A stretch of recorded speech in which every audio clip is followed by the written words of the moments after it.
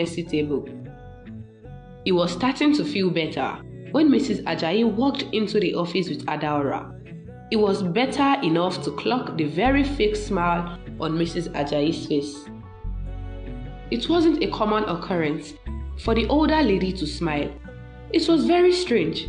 It seemed if kissing up were an Olympic sport, Mrs. Ajayi would be Nigeria's gold medalist. Also, the room transformed from organized chaos to a scene from a telenovela. Olamide watched his other colleagues play the role of good workers within seconds. There were exaggerated gestures, whispers, and hurried attempts at professionalism. For instance, Kunle tried to adjust his tie and almost choked himself. After Mrs. Ajayi introduced Adaora to them, the latter walked calmly through the office, her heels clicking softly against the floor.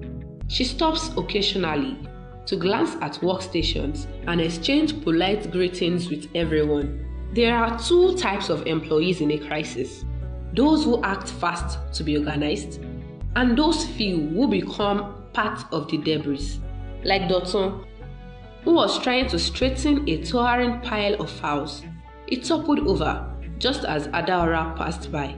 Papers scattered everywhere. Olamide continued to take in the unusual sight of seriousness playing out in front of him. The office, usually chaotic, had transformed into a stage for overacted professionalism. He was sure one of them was pretending to be on a call, like BC, who was shouting into the phone. There was no way that was a real call. BC was too in control. The customer would have said something so negative that her expression would have soared at some point if the call had been real. It suddenly occurred to Olamide that he had to look busy too. Olamide prayed for a call, an angry customer, a wrong number, anything to be busy. His wishes were unanswered, and as soon as Adaora got to Olamide, he committed the biggest mistake of his life: to look busy. He typed rubbish on his computer, hoping the lady would walk by. Nope. She stopped at Olamide's desk, peering at his screen. Olamide panics. Adaora said pleasantly, "Hard at work, I see." Olamide stammered. Yes.